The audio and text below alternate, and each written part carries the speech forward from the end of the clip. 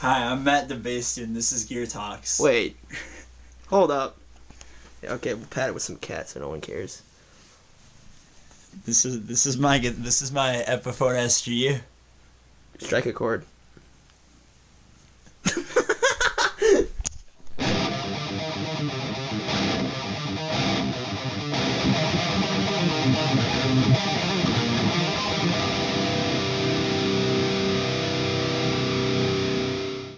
Alright, so Micah, how we do this here at GearTox, now you're going to do specs because you said you wanted to do it. So, right, you're going to do specs.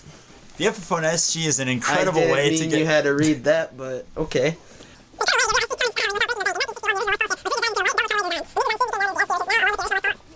Fun fact. No. I love you, Boots. The pickups on this are literally the same as the $400 Epiphone, so like... Yep. Anyways, get into the specs so then they know what it is. So the product features, you see, it's got a kill pop for those Tom Morello things, like listen to this. Killed it. Alright, and then we got some lock tone tunematic bridge. That thing right there. Don't tell anyone. And it's affordable SG style. I bought this for $150 in 10th grade. Alright, so, specs. The body, mahogany. The neck, okume. I'll put it on screen. Yeah, that you'll see. Neck profile, slim taper. D as in dog. Neck joint. Bolt on with a taper heel, 4-bolt recessed. Except for you messed it up, you screwed through it. Shh, we'll talk about that later. This is specs, you can talk about it now. Oh, okay, yeah, so basically, for Christmas I got a bunch of these draft locks because they're pretty useful, and I had to screw through the metal backplate of it and into the guitar, which is fun fact, is the only real mod that's been done to it. So the scale length, 24 inches 24.75 inches. The fingerboard, as you can see, is a bunch of dots for inlays. The nut width, it's 1.68. Fingerboard 12 inches. Well, fingerboard radius. Neck pickup is this boy 650R humbucker. The bridge pickup is a 700T humbucker. The pick guard, it's naked. Leave it. Don't look at it. I mean, if you want, you can see the little. No, yeah, no. The little bit of crayon that you filled it in with. I haven't filled it properly yet. It's fine. I took it off. You can't really see it on. You can kind of see it on camera from right here, but like other angles, it kind of blended. It's fine. So the pick guard was 2-layer black and white, and it's probably somewhere if you really look hard enough. Not up there. Okay. Well, I don't really want to look for it. It's fine. Your cat keeps trying to harass my camera. It's fine. He's a beautiful boy. Alright, so as we already said, this is tunematic. Tailpiece stop bar, hardware, Nickelback. Tuners, premium, 14 to 1. The colors, ebony. Oh wait, it can come in ebony or cherry. As you can see, I got the ebony. It's really dark. Yeah, it's just like my soul. No, it's like your cat. You're right. It's cherry. The typical weight, I don't know about you guys, but I don't usually weigh my guitars, but it's supposedly 7.2 pounds. Like Boots. Which, not quite. So then the strings, well, the standard strings that come on it are a Diodario 10 set. You're going too far here. We don't need to go that far. Wow, I also use a Diodario 10 set with 10 gauge for the E string, a 13 gauge for the B string, 17 for the G string, for the D string 26, for the A a 36, and for the E, or as I like to tune it to D a lot, a 46. Wow, I turned it off and it went from 1 battery to 2. Anyways, nice. Now on GearTox we do the story time part. I don't know what I'm gonna call it yet. We'll call it story time. All right. So, talk about your guitar. Well, back in okay. So back in good old 10th grade, I had my first guitar since 8th grade or so, and well, me and my good buddy Josh decided to go to Guitar Center. We're like, hey, let's go check out guitars. I'd saved up some money and I was ready to buy a $350 Les Paul. This is an edit. This is in post because we just finished it. And this dude realized he forgot to say something. Well, also, a fun fact about this is that I wanted to buy it. The reason I wanted to buy it, or the Les Paul, which I almost bought, was because I wanted humbuckers. Because at the time I only had this bad boy, and it had single coils, which was not enough for my high gain metal love at the time, which I still have. It's never gonna stop. Help. Well.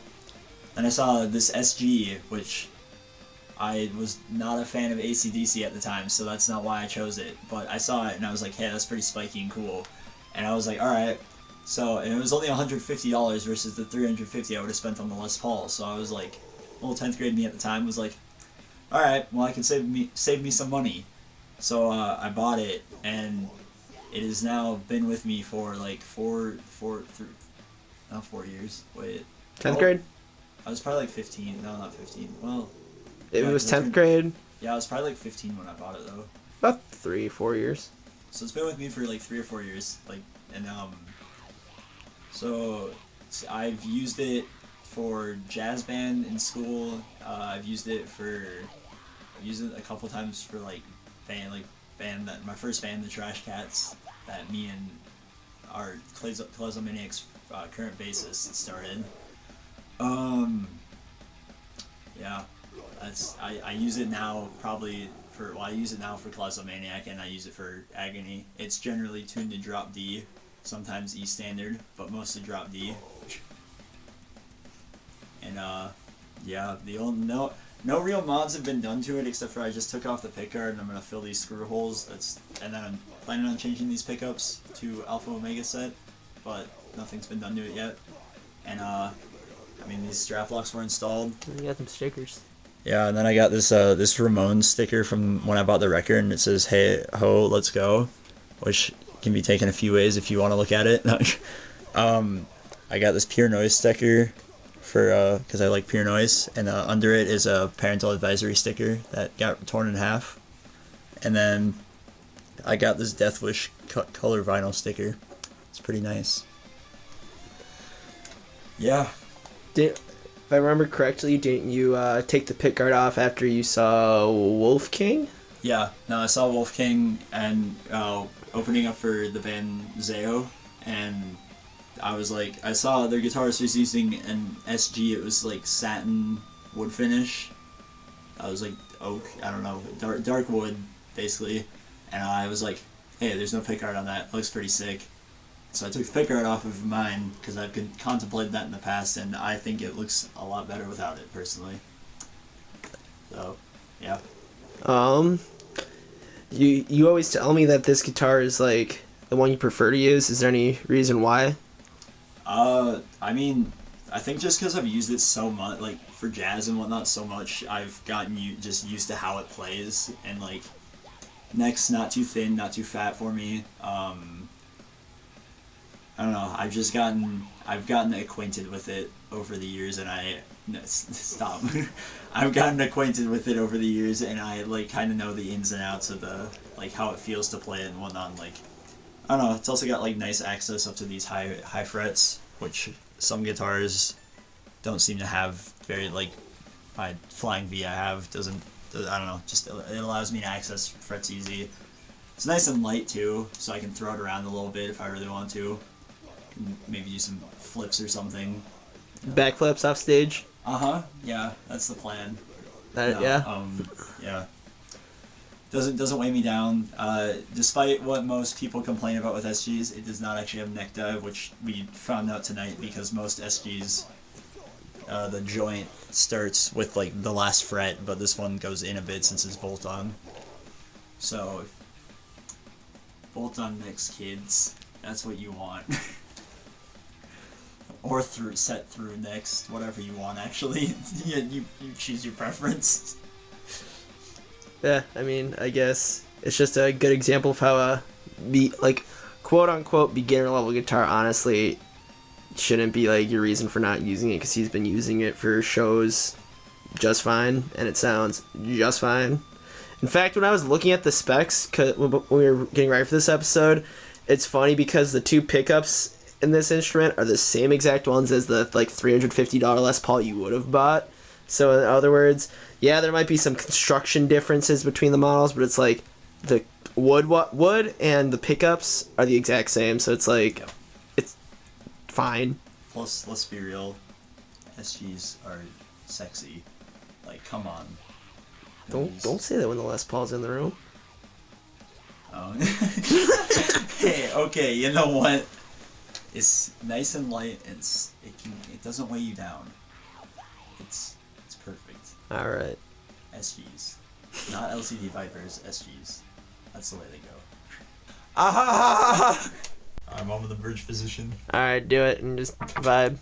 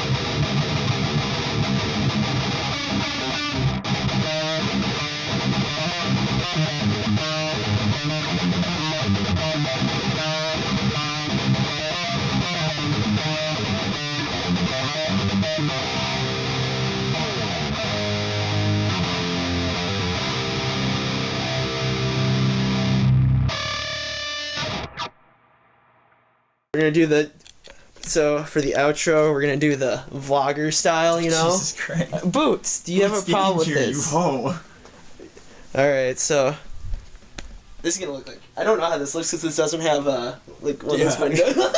So that's why sometimes the videos my head's cut off, because I just kind of put the camera down and I'm like, we'll send it.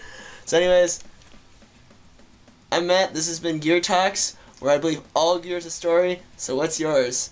I'm also Matt with GearTox, and actually not Matt at all. I am Micah. You've been fooled. Aha, you've fallen for one of the classic blunders. Check out his bands, Klazomaniac and Agony Reignns. Yep. Yeah. Also Matt's band, Agony Reignns. I'm Matt. Not really. I've kidnapped him. Help. Send help. Matt McGee with GearTox. He's asking to get out.